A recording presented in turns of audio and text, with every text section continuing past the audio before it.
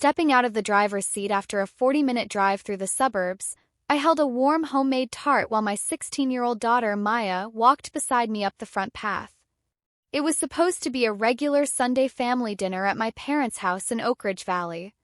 But the moment we rounded the driveway and saw a brand-new metallic blue SUV sitting on the gravel with an oversized red satin ribbon draped across the hood, I knew something about the evening was off. My name is Samantha Smith. I am 36 years old and I work as a senior director for a regional logistics firm. 14 years ago, back in 2012, when my daughter Maya was just 2 years old, I made a commitment to her future. I set up a high-yield custodial savings account at Oak Ridge Valley Credit Union. Every single month without fail, I put roughly $200 directly from my paycheck into that account. Over 14 years, through tight budgets, career changes, and personal sacrifices, that money grew.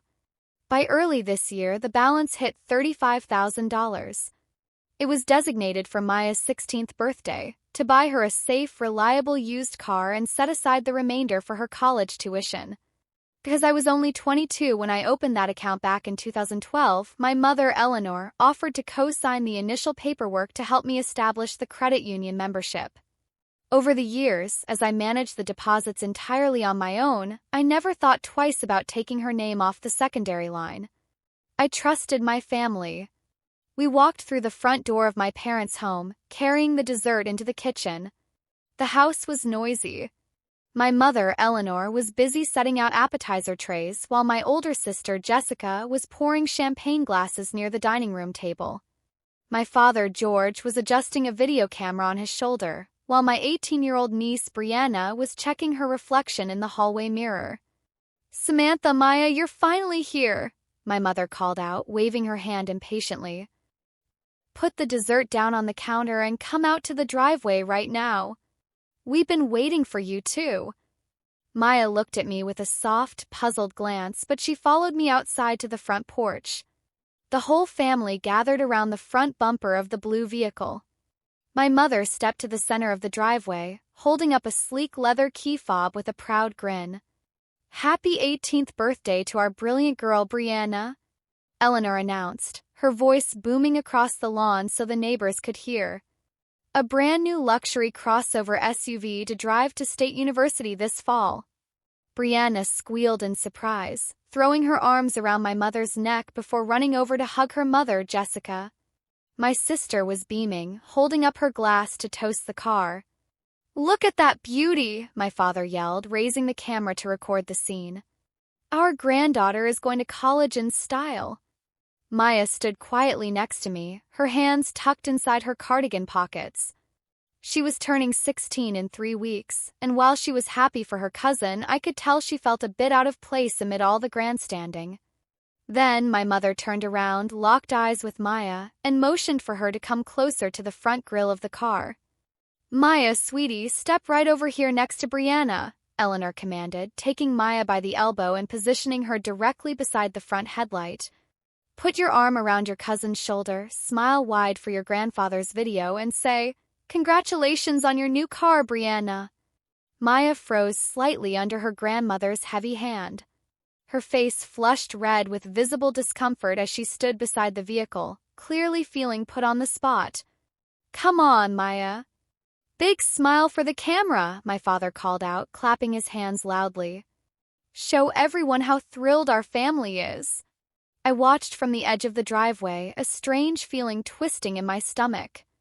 My sister Jessica worked part-time as an administrative assistant and had been struggling with credit debt for years. My parents lived off a fixed pension.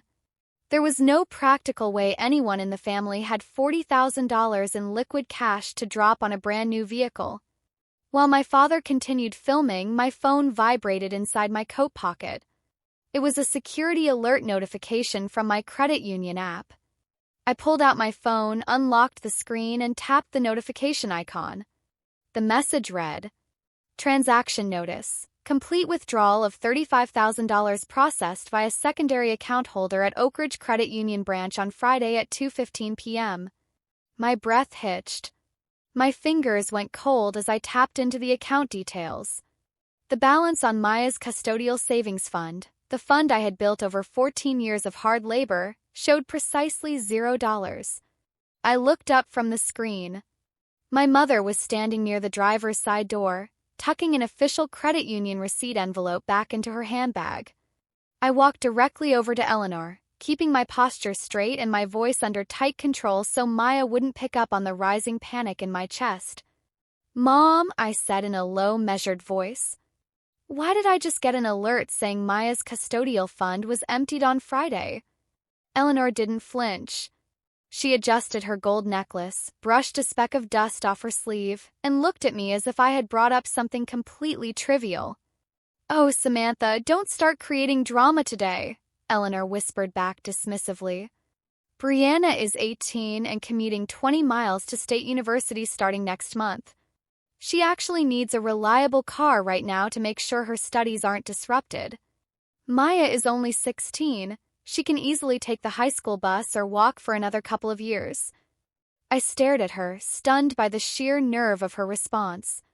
"You pulled $35,000 out of my daughter's account? That was 14 years of my personal wages. My name was on that original credit union signature card, which means legally I had full access to transfer those funds," Eleanor replied, crossing her arms defensively. "Family supports each other, Samantha. You have a solid career in logistics. You can build that balance back up before Maya finishes high school.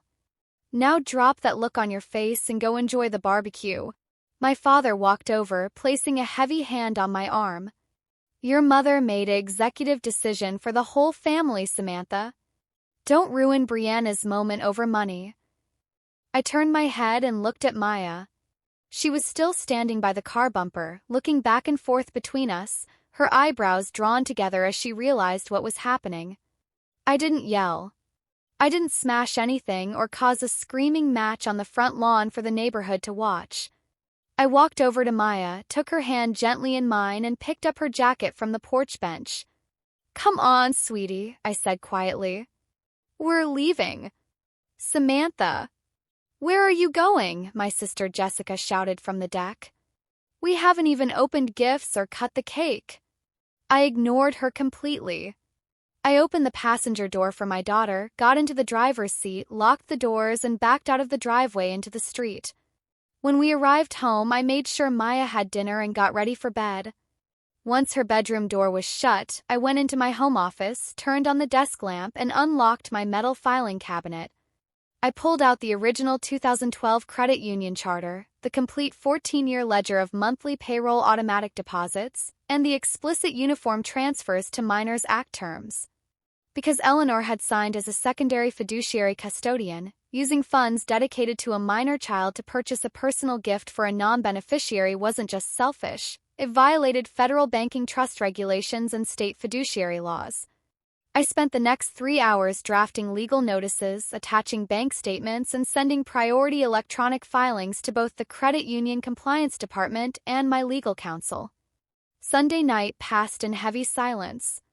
Then Monday morning arrived. At 7:15 on Monday morning, I stood waiting outside the main branch of the Oak Ridge Valley Credit Union 20 minutes before their doors opened to the public. The morning air was sharp, but my mind was completely focused. In my leather briefcase were 14 years of organized banking statements, my automatic payroll contribution records, and a printout of the uniform transfers to Minors Act regulations governing custodial accounts in our state. When the branch manager, Mr. Robert Henderson, unlocked the doors, I was the first person through the lobby. We sat down in his glass-walled corner office. I laid the thick pile of documents across his wooden desk. Mr. Henderson, on Friday afternoon, my mother, Eleanor Smith, executed a complete cash withdrawal of $35,000 from account number ending in 4092. That account is an irrevocable custodial trust set up for my 16-year-old daughter, Maya. Every deposit over 14 years came directly out of my company payroll. Mr. Henderson pulled up the account file on his desktop terminal, scanning through the history and opening the original setup charter from 2012. He adjusted his glasses, his face turning solemn as he reviewed the transactions. "Mrs. Smith," Mr. Henderson said, leaning forward and resting his hands on the desk. "You are correct. While your mother was listed as a secondary signatory when the account was first created to help establish your membership, the funds in an explicit UTMA custodial structure legally belong exclusively to the minor beneficiary. Secondary signatories hold fiduciary duty, meaning funds can only be withdrawn for the direct benefit or support of the named minor. She used those funds to purchase a luxury vehicle for my 18-year-old niece, I stated evenly. Mr. Henderson shook his head slightly, his expression tightening. That constitutes an unauthorized conversion of minor trust assets under state banking codes.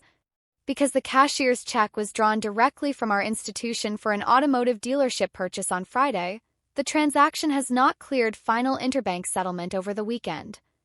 He reached for his desk telephone and dialed the Internal Risk Management Division. I am placing an immediate administrative hold and fraud freeze on that cashier's draft right now.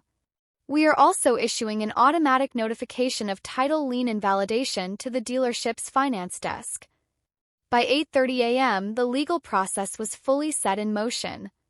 The money was locked, the check was canceled, and the auto dealership was notified that the vehicle on their lot had been obtained with disputed trust funds.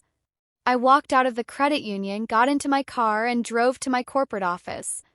At 8:45 a.m., I sat down at my desk, booted up my laptop, and took a slow sip of coffee.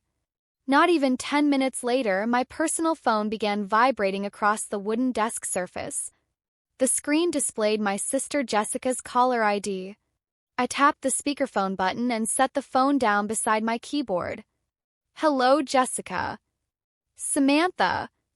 Jessica's voice blared through the speaker, so high-pitched and chaotic that it distorted the audio. She was breathless, weeping heavily into the receiver. "What on earth did you do? 2 flatbed commercial towing trucks just pulled right up into my driveway. There are 2 uniformed sheriff's deputies and a representative from the dealership standing in front of my porch." In the background behind her frantic screaming, I could hear my niece Brianna crying uncontrollably, alongside my mother's voice shouting angrily at the recovery officers in the driveway. "The credit union placed an administrative freeze on the unauthorized withdrawal," I explained in a calm, steady tone. "The draft used to buy that car was canceled, so the dealership is recovering their property." "Are you completely out of your mind?" Jessica shrieked, her voice echoing through my quiet office. Brianna was inside getting dressed. Her college friends were coming over at noon to see her new car. "You are publicly dragging my family through the dirt over a banking technicality." "That wasn't a technicality, Jessica," I said, leaning forward toward the microphone. "That was $35,000 of my personal income, saved over 14 years to secure my daughter's future. You and Mom knew exactly what account that money came from." Suddenly, the audio rustled violently as my mother snatched the phone out of Jessica's hand. "Samantha Smith." Eleanor's voice boomed through the speaker, filled with defensive rage. "You call your credit union back this very second and tell them that money was an authorized family contribution. Your sister does not have the financial means to buy Brianna a vehicle for college, and your father and I gave our word to her. How dare you humiliate your own sister and niece in front of this entire neighborhood?" I looked at the framed photograph of Maya sitting on the corner of my desk, remembering how uncomfortable she looked standing by that car while my father demanded she smile for the camera. "Mom," I said, keeping my tone perfectly level. "You walked into a bank on Friday, emptied my child's savings, and handed it to someone else. You made Maya pose beside that car and force out a congratulations for a gift funded by her own sacrifice. You assumed I would stay silent just to keep the peace. You miscalculated. If you don't unfreeze that draft by 12 o'clock, Eleanor threatened, her breath heavy with panic, your father and I will never speak to you again. We will cut you out of this family entirely." "You don't have to worry about cutting me out, Mom," I replied smoothly. "Because my attorney is filing a court petition this afternoon to permanently remove your name from every financial document associated with my family. And if those funds are not fully recredited to Maya's account by 5 o'clock today, the credit union's compliance department will forward the conversion report directly to the district prosecutor's office." The line fell into dead, suffocating silence. The angry bluster in my mother's voice vanished instantly, replaced by a sharp, terrified gasp. "Samantha, wait!" Eleanor stammered, her voice suddenly dropping into a low, shaky plea. We don't have $35,000 in cash to replace that draft if the bank voids it. The dealership is charging a $1,500 breach of contract fee and towing penalties just to take the car back. We can't afford that. Then I suggest you and Jessica find a way to work out a payment plan with the dealer, I said. Because my daughter's account will be made whole by the end of the business day. Without waiting for another word, I tapped the screen and disconnected the call. By 4:30 that afternoon, the credit union officially redeposited the entire $35,000 back into Maya's custodial account, fully secured under my sole legal guardianship. My sister Jessica was forced to take out a high-interest personal signature loan to cover the dealership's repossession and administrative cancellation fees. To prevent further legal escalation regarding the trust conversion, my parents had to put their secondary travel trailer up for sale to cover the remaining balance out of pocket. That evening, after finishing my work shift, I picked up Maya from her after-school activity and took her to her favorite Italian bistro downtown. We sat by the window, enjoying a warm pasta dinner and sharing a slice of tiramisu. Maya looked up at me across the table, her eyes bright and filled with quiet relief. "Thanks for taking care of it, Mom. I was really worried yesterday." I reached across the table and squeezed her hand firmly. "You never have to worry, Maya. As long as I am here, nobody is ever going to take away what belongs to you." Before we wrap up, I want to share a quick personal lesson from today's story. At the end of the day, this situation teaches us something very important about protecting your children, enforcing clear boundaries, and standing firm against family exploitation. Being part of a family never gives anyone the license to sacrifice your hard work or steal your child's future just to maintain their own pride or favor someone else. When people cross legal and moral lines under the guise of family duty, staying silent only enables their sense of entitlement. Samantha's journey reminds us that protecting what you have built for your children isn't being spiteful, it is fulfilling your primary responsibility as a parent. Real family respect is built on accountability, equity, and honor, and setting firm legal boundaries is often the only way to safeguard your dignity and your child's future.